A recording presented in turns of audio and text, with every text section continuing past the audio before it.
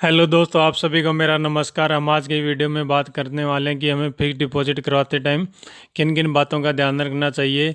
हमारे देश के अंदर फिक्स डिपॉजिट एक बहुत ज़्यादा पॉपुलर है कि हम कोई भी हमारे पास पैसा होता है तो हम इन्वेस्टमेंट के तौर पे सबसे पहले जो माइंड में आता है, नॉर्मल लोगों के माइंड में जो भी आता है तो फिक्स डिपॉजिट सबसे पहले आता है, क्योंकि फिक्स डिपॉजिट पर हमें निश्चित रिटर्न मिलता है, रेट ऑफ इंटरेस्ट मिलता है।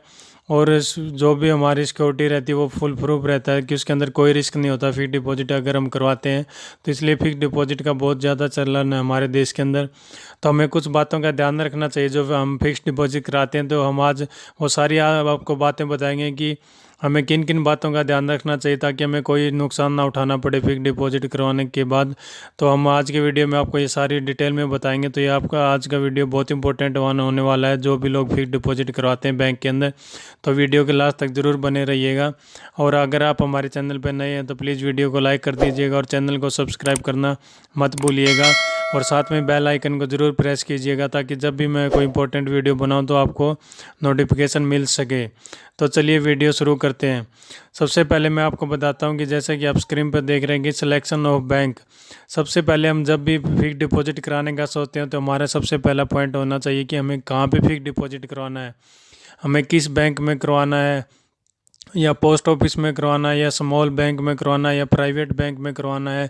तो ये हमें सारी चीज़ें सर्च कर लेनी चाहिए कि कहाँ पे हमारा सेफ़ रहेगा। कुछ स्मॉल फाइनेंस बैंक होते हैं कि जहाँ पे रिस्क ज़्यादा रहता है, तो वहाँ वहाँ पे हमें अपने रिस्क के अकॉर्डिंग ही हमें पैसा लगाना चाहिए। पोस्ट ऑफिस है, पब्लिक सेक्टर बैंक है, या बड़े प्राइवेट सेक्टर बैंक है, ये सेफ़ रहते हैं इन्वेस्टमेंट के तौर पे। तो हमें हमें पहले डिसाइड करना चाहिए कि हम एफडी करवाना कहाँ चाहते हैं। तो पहले सबसे पहले आता है सिलेक्शन।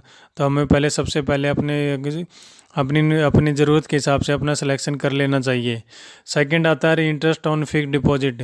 सेकंड चीज़ जो हमें देखना रहता है कि हमें फिक्स डिपॉजिट पर इंटरेस्ट कहाँ पर कितना रेट ऑफ इंटरेस्ट मिल रहा है, तो उसके अकॉर्डिंग हमें फिक्स डिपॉजिट कराना चाहिए।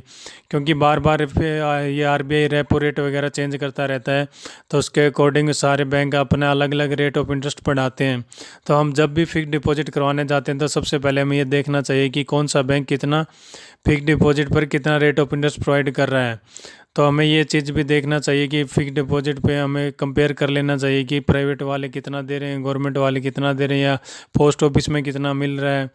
तो हम इन सब चीज़ों का रेट ऑफ इंटरेस्ट का कंपेरिजन करने के बाद ही हमें फिक्स डिपॉजिट का निर्णय लेना चाहिए। उसके बाद आता है time period for fix deposit. ये भी बहुत बड़ा इंपॉर्टेंट पॉइंट है जहाँ पे हम लॉस खाते हैं हमेशा लोग, सोचे बिना जब एफडी करते हैं। तो हमें सबसे पहले हमें ये देखना चाहिए कि हमें कितने टाइम पीरियड के लिए उस फंड को होल्ड कर सकते हैं। तो हमें उस टाइम पीरियड के अकॉर्डिंग हमारा फिक्स डिपॉजिट करवाना चाहिए। ज़्यादा ब्याज के लालच में हमें ज़्यादा लंबे पीरियड के लिए फिक्स डिपॉजिट नहीं करवाना चाहिए, क्योंकि अगर हमें पैसे की ज़रूरत पड़ जाती है तो अगर हम फिक्स डिपॉजिट करवाते हैं तो पेनल्टी लेते हैं बैंक, हमेशा 1% के लगभग हमारा पेनल्टी लग जाता है। तो हमें जो रेट ऑफ इंटरेस्ट हमारा फिक्स हुआ था उसके अकॉर्डिंग हमें रेट ऑफ इंटरेस्ट नहीं मिलता और हमें चार्ज देना पड़ता है। तो इसलिए हमें अपनी ज़रूरत के हिसाब से हम कितने टाइम तक फंड होल्ड कर सकते हैं उसके अकॉर्डिंग डिसीजन लेना चाहिए। हम जितने टाइम के लिए रख सकते हैं हमें उतने टाइम का फिक्स डिपॉजिट बनवाना चाहिए। उसके बाद करते हैं अमाउंट ऑफ फिक्स डिपॉजिट। अब बात करते हैं कि हमें कितने अमाउंट का फिक्स डिपॉजिट कराना चाहिए, और एक ही बड़ी अमाउंट की एक ही एफडी कराना चाहिए या छोटी छोटी एफडी करवाना चाहिए। तो हम जब भी फिक्स डिपॉजिट कराना चाहते हैं तो हमें एक बड़ी अमाउंट की एक एफडी का फिक्स डिपॉजिट करवाने से बचना चाहिए। जैसे कि 10 लाख से अगर हम ज़्यादा का एफडी करवा लेते हैं तो हम इनकम टैक्स के नोटिस का आने का भी डर रहता है। और उसके बाद अगर हमें ज़रूरत पड़ती है तो वही पूरा अगर एक ही बड़ी अमाउंट का एक ही एफडी करवा देते हैं और हमें ज़रूरत पड़ जाती है पैसे की, तो वो एफडी तोड़ना पड़ता है और तोड़ने से भी वही रेट ऑफ इंटरेस्ट का लॉस होता है। तो इसके अकॉर्डिंग हमें, जैसे अगर हमें कोई 10 लाख रुपए का इंटरेस्ट एफडी बनवाना है तो हमें छोटा छोटा 2-2 लाख का 5 एफडी करवा देना चाहिए। जैसे कि हमें कोई ज़रूरत पड़े तो बीच में एक एफडी तोड़ सकते हैं और बाकी एफडी का हम ऐसे का हमें रेट ऑफ इंटरेस्ट जो भी फिक्स मिलता है वो हमें मिलता रहे। तो इसलिए ये चीज़ भी हमें ध्यान रखना चाहिए कि अमाउंट कितने का करवाना और कितने कितने टाइम पीरियड के लिए करवाना है। तो ये अमाउंट का भी हमें ध्यान रखना चाहिए फिक्स डिपॉजिट करवाते टाइम। अब बात करते हैं आगे की फिक्स डिपॉजिट का इंटरेस्ट विड्रॉल कैसे लेना हमें, कि हम फिक्स डिपॉजिट जो हम पैसा डाल रहे हैं तो हमें उसका इंटरेस्ट हमें कैसे मिलना चाहिए। तो ये बात भी हमें पहले ही बैंक वालों को बता देना चाहिए। जहाँ पे भी हम एफडी करवाते हैं ये चीज़ हमें वहाँ हमें पता कर लेनी चाहिए ज़रूरत के हिसाब से। कई लोग मंथली रेट ऑफ इंटरेस्ट लेते हैं, कोई क्वार्टरली लेते हैं, या या बैंक क्वार्टरली देते हैं, ईयरली भी देते हैं। तो अगर हमें जैसे अभी बैंक मंथली भी देते हैं, अगर हमें monthly as a monthly interest income को अपना इनकम सोर्स बनाना इंटरेस्ट को, तो हमें मंथली वहाँ पे टिक करके देना पड़ेगा बैंक में कि मुझे मंथली रेट ऑफ इंटरेस्ट चाहिए, या क्वार्टरली है या ईयरली है। तो उसके अकॉर्डिंग भी हमें पहले ही अपनी प्लानिंग के हिसाब से अपने इंटरेस्ट को विड्रॉल करना चाहिए। तो अगर मंथली चाहिए तो हमें मंथली वाली स्कीम में ही एफडी करवाना चाहिए। तो इस बात का भी आपको ध्यान रखना चाहिए, नहीं तो हमें प्रॉब्लम हो जाती है आगे। उसके बात करते हैं कि interest of fix deposit loan. हम ये भी बहुत बड़ा अच्छा पॉइंट है, इस बात का भी हमें ध्यान रखना चाहिए कि हम जहाँ पे भी एफडी लोन फिक्स डिपॉजिट करवा रहे हैं, अगर हमें मान लीजिए आगे टाइम हमें आगे जाके अगर उसी फिक्स डिपॉजिट पर हमें लोन लेना पड़ जाए, तो हमें उस पहले से ही हमें ये चीज़ देख लेनी चाहिए कि हम जहाँ पे भी फिक्स डिपॉजिट करा रहे हैं तो वहाँ पे फिक्स डिपॉजिट के ऊपर हम अगर लोन लेंगे फ्यूचर में जाके, तो हमें क्या रेट ऑफ इंटरेस्ट मिलेगा। कई बैंक 1% लेते हैं और कई बैंक 2% तक भी लेते हैं। तो हमें इस चीज़ का भी ध्यान रखना चाहिए कि अगर हमारा लोन लेने का ज़्यादा चांसेस है कि हमें लग रहा है कि हमें आगे जाके इस फिक्स डिपॉजिट के ऊपर हमें लोन लेना पड़ सकता है, तो हमें इस चीज़ का भी ध्यान रखना चाहिए कि हम जहाँ पे भी एफडी करा रहे हैं तो उसके वहाँ पे फिक्स डिपॉजिट लोन के ऊपर हमें कितना रेट ऑफ इंटरेस्ट एक्स्ट्रा पे करना पड़ता है। मान लीजिए हमें कोई एफडी करवाया और उसके ऊपर हमें 8% में अभी रेट ऑफ इंटरेस्ट मिल रहा है, अगर वहाँ पे +1% अगर रेट ऑफ इंटरेस्ट वो ज़्यादा चार्ज करे होंगे फिक्स डिपॉजिट लोन के लिए, तो हमारे लोन के ऊपर लगेगा हमें 9%। तो ऐसे ही हमें चीज़ों का ध्यान रखना चाहिए कि हमें वहाँ पे कितना फिक्स डिपॉजिट लोन पर हमें कितना ब्याज देना पड़ेगा। तो ये चीज़ भी हमें पहले ध्यान करनी चाहिए, उसके बाद ही फिर एफडी कराने का डिसीजन लेना चाहिए। उसके बाद आता है टीडीएस ऑन फिक्स डिपॉजिट।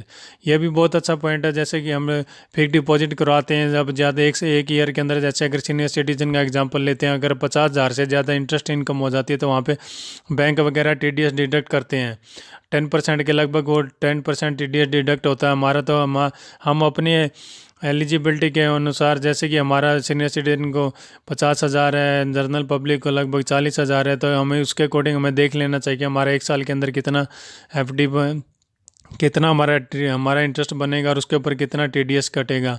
अगर आपकी टोटल इनकम टैक्सेबल इनकम के अंदर नहीं आती है, तो आपको पहले ही जब भी एफडी करवाते हैं तो उसी टाइम आप वहाँ पे अपना फॉर्म 15G या 15H आपके अकॉर्डिंग, सीनियर सिटीजन 15H दे सकते हैं, जनरल पब्लिक 15G दे सकती है। तो हमें पहले ही वो डिपॉजिट करवा देना चाहिए ताकि हमारा टीडीएस डिडक्ट ना हो। तो इस बात का भी आप हमेशा ध्यान रखना। उसके बाद बात करते हैं कि सीनियर सिटीज़न को हम ज़्यादा रेट ऑफ इंटरेस्ट प्रोवाइड करते हैं। मोस्टली सभी बैंक सीनियर सिटीज़न को ज़्यादा रेट ऑफ इंटरेस्ट प्रोवाइड करते हैं। सीनियर सिटीज़न को हमेशा 0.50% के लगभग ज़्यादा इंटरेस्ट रेट ऑफ इंटरेस्ट मिलता है। तो हमें इस बात का भी ध्यान रखना चाहिए कि हम कोई भी फिक्स डिपॉजिट करवाने की सोच रहे हैं और हमारी फैमिली में अगर कोई सीनियर सिटीज़न है, तो हमें कोशिश करनी चाहिए कि हमें सीनियर सिटीज़न के नाम पर ये फिक्स डिपॉजिट करवाना चाहिए, क्योंकि सीनियर सिटीज़न के नाम पर फिक्स डिपॉजिट कराएंगे तो हमें रेट ऑफ इंटरेस्ट ज़्यादा मिलेगा। अब बात करते हैं स्पेशल फिक्स डिपॉजिट का। तो जब भी फिक्स डिपॉजिट करवाने जाते हैं तो हमें वहाँ जहाँ पे भी जिस भी बैंक या पोस्ट ऑफिस में जाते हैं तो वहाँ पे जाके पूछ लेना चाहिए कि कोई स्पेशल स्कीम आई हुई है क्या। ये बैंक टाइम टू टाइम पे स्पेशल स्कीम लाते रहते हैं, जैसे 600 दिन का स्कीम, 800 दिन का स्कीम या 444 डेज का स्कीम। ये scheme bank time to time लाते रहते हैं, उस चीज़ के अंदर maximum rate of interest provide करते हैं। तो हमें ये भी, अगर जहाँ पे भी हम एफडी करवाने जाते हैं तो हमें ये चीज़ देख लेनी चाहिए कि वहाँ पे पूछ लेना चाहिए कि कोई स्पेशल टाइम पीरियड है क्या जिसके अंदर हम फिक्स डिपॉजिट करा सकते हैं और मैक्सिमम रेट ऑफ इंटरेस्ट ले सकते हैं। तो ये चीज़ भी हमें ध्यान रखनी चाहिए। अगर हम इन सभी बातों का ध्यान रखेंगे तो हम फिक्स डिपॉजिट करवाते समय हमें कभी भी नुकसान नहीं उठाना पड़ेगा। और अगर इनमें से हम कुछ बातों का ध्यान नहीं देते तो वो आगे चल के हमें भारी नुकसान उठाना पड़ता है। तो ये सारी चीज़ों का हमें फिक्स डिपॉजिट करवाने से पहले एक बार ज़रूर ध्यान देना चाहिए। तो ये था आज का हमारा वीडियो कि फिक्स डिपॉजिट करते समय हमें किन किन बातों का ध्यान रखना चाहिए। उम्मीद करता हूँ कि आपको पसंद आया होगा। अगर आपको थोड़ी सी भी इन्फॉर्मेशन मिली हो तो प्लीज़ वीडियो को लाइक कर देना, और अगर चैनल पे आप हमारे चैनल को सब्सक्राइब नहीं किया तो चैनल को प्लीज़ सब्सक्राइब कर देना और अपने दोस्तों के साथ ज़रूर शेयर करना और बेल आइकन को प्रेस कर देना, ताकि जब भी मैं कोई इंपॉर्टेंट टॉपिक पर वीडियो बनाऊँ तो आपको तुरंत वो वीडियो मिलता रहे। आप सभी का दिन शुभ रहे। जय हिंद।